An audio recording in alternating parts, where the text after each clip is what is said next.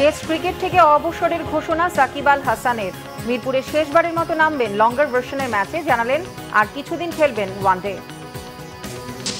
ভারতীয় প্রভুদের খুশি করতে নিম্নমানের সামগ্রী দিয়ে রামপাল বিদ্যুৎ কেন্দ্র নির্মাণ করেছেন শেখ হাসিনা, রিজভির মন্তব্য।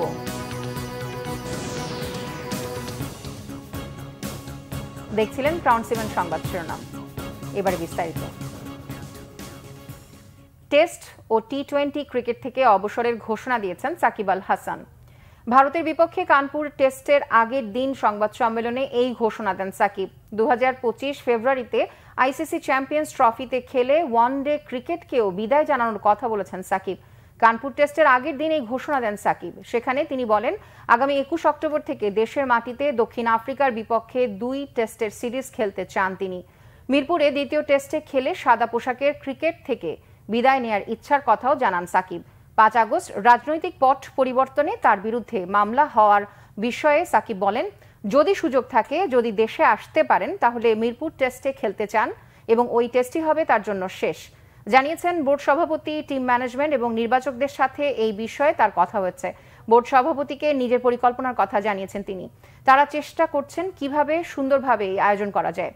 দেশে নিজের নিরাপত্তার বিষয়ে সাকিব বলেছেন, সে যেন দেশে গিয়ে নিরাপদ অনুভব করে এবং খেলতে পারে, সেজন্য বোর্ডকে বিষয়টি দেখার কথা জানিয়েছেন। শুধু দেশে আসাই নয়, দেশের বাইরে যাবার সময়ও যাতে কোনো সমস্যা না হয় তা নিশ্চিত করতে বলেছেন। এই প্রসঙ্গে সাকিব ইঙ্গিত দিয়েছেন, পরিস্থিতি অনুকূলে হলেই দেশে গিয়ে দক্ষিণ আফ্রিকার বিপক্ষে টেস্ট সিরিজে খেলবেন এবং দেশের মাটিতে ভালো পারফরমেন্স করেই অবসর নিতে চান। সাকিব আরও জানিয়েছেন, ক্রিকেট নিয়ে তার কোনো অনুশোচনা নেই। যতদিন খেলেছেন, উপভোগ করেছেন। বিদায়ের জন্য এটি সঠিক সময় এবং দীর্ঘ ক্যারিয়ার নিয়ে সন্তুষ্ট। বিএনপির সিনিয়র যুগ্ম মহাসচিব রুহুল কবির রিজভির অভিযোগ, ভারতীয় প্রভুদের খুশি করতে নিম্নমানের নির্মাণ সামগ্রী দিয়ে রামপাল বিদ্যুৎ কেন্দ্র স্থাপন করেছিলেন শেখ হাসিনা। তিনি বলেন, ভিনদেশি নাগরিকদের আইন শৃঙ্খলা বাহিনীতে নিয়োগ দেওয়া হয়েছিল। চিফ প্রসিকিউটরের বক্তব্যে বিষয়টি স্পষ্ট হয়েছে। আওয়ামী সরকার জনগণের পকেট কেটে হাজার হাজার কোটি টাকা বিদেশে পাচার করেছে বলে অভিযোগ করেন রুহুল কবির রিজভী। ছাত্র জনতার আন্দোলনে পুলিশের গুলিতে নিহত সৈকত চন্দ্র দে এবং পারভেজ আহমেদের পরিবারের সাথে সাক্ষাৎ শেষে এসব কথা বলেন তিনি। রাজধানীর মাতোয়াইল আদর্শ উচ্চ বিদ্যালয়ে আয়োজিত অনুষ্ঠানে রুহুল কবির রিজভী বলেন, গত 17 বছরের লড়াইয়ের কারণেই এখন মানুষের কথা বলার স্বাধীনতা তৈরি হয়েছে। ভারত এবং বাংলাদেশের যৌথ মালিকানা, এর এমডি বড় বড় কর্মকর্তা সব ভারতের, এবং সমস্ত নিম্নমানের যন্ত্রপাতি নিয়ে এসে এই রামপাল বিদ্যুৎ কেন্দ্র করা হচ্ছে এবং প্রায় প্রতিদিনই একদিন 2 দিন পর পর এটি নষ্ট হয়ে যায়। শেখ হাসিনা তার ভারতকে খুশি করার জন্য বাংলাদেশের মানুষ, বাংলাদেশের মানুষের স্বাস্থ্য, বাংলাদেশের পরিবেশকে ধ্বংস করে শুধু প্রভুদেরকে তিনি খুশি করার জন্য রামপাল বিদ্যুৎ কেন্দ্র করেছেন। ফেনীতে বৈষম্য বিরোধী আন্দোলনে ছাত্র জনতার উপর গুলিবর্ষণ ও হত্যা মামলায় পলাতক আসামি আওয়ামী লীগ নেতা শাহ আলম ওরফে লাল শাহ আলমকে গ্রেফতার করেছে র্যাব। বৃহস্পতিবার সকালে তাকে ফেনী মডেল থানায় হস্তান্তর করা হয়। র্যাব জানায়, বুধবার রাতে গোপন খবরে কালীদহ ইউনিয়নের পূর্ব সিলোনীয় এলাকায় অভিযান চালিয়ে শাহ আলমকে গ্রেফতার করা হয়। তিনি ফেনী সদর উপজেলা আওয়ামী লীগের স্বাস্থ্য ও জনসংখ্যা বিষয়ক সম্পাদক।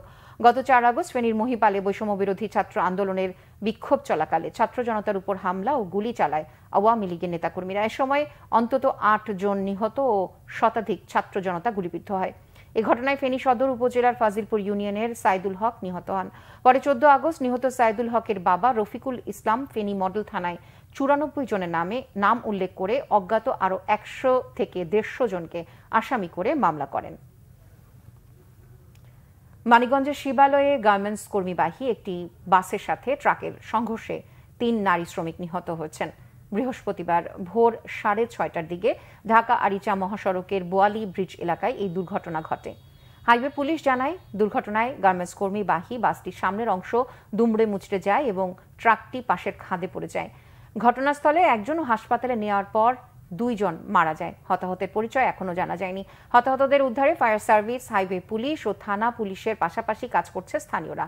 শিবালয় উপজেলা স্বাস্থ্য কমপ্লেক্স হাসপাতালে জরুরি বিভাগের চিকিৎসক শাম্মী আক্তার জানান, আহত 20 জনকে তারা চিকিৎসা সেবা দিয়েছেন। কানাডার পার্লামেন্টে অনাস্থা ভোটে টিকে গেছেন প্রধানমন্ত্রী জাস্টিন ট্রুডো ও তার দল লিবারেল পার্টি। ব্যর্থ হল টানা 9 বছর ক্ষমতায় থাকা ট্রুডো সরকারকে উৎখাত কনজারভেটিভ পার্টির রাজনৈতিক কৌশল।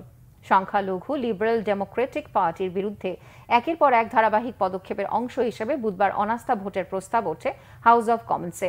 ভোটাভুটিতে পক্ষে 120 আর বিপক্ষে 211 ভোট পড়ে। 388 আসনের পার্লামেন্টে অনাস্থা প্রস্তাবের বিপক্ষে ভোট দেন লিবারেল ডেমোক্রেটিক পার্টির 153 জন এমপি। বাকিরা নিউ ডেমোক্রেটিক পার্টি, এনডিপি আর ব্লক কুইবেক্সের এমপি। মূলত এই দুই দলের সমর্থনে মুখ থুবড়ে পড়ে ট্রুডো বিরোধী অনাস্থা প্রস্তাব।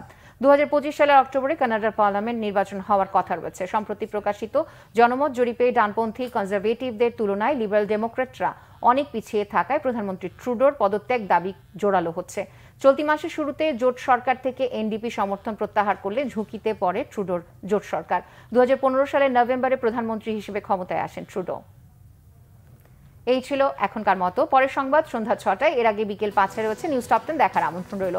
এছাড়া বাংলাভিশন সংবাদ ও সংবাদ সংশ্লিষ্ট অনুষ্ঠান দেখতে ভিজিট করুন www.bbnews24.com ও facebook.com/banglavisionnews এবং সাবস্ক্রাইব করুন youtube.com/banglavisionnews। এতক্ষণ সাথে থাকার জন্য ধন্যবাদ সবাইকে।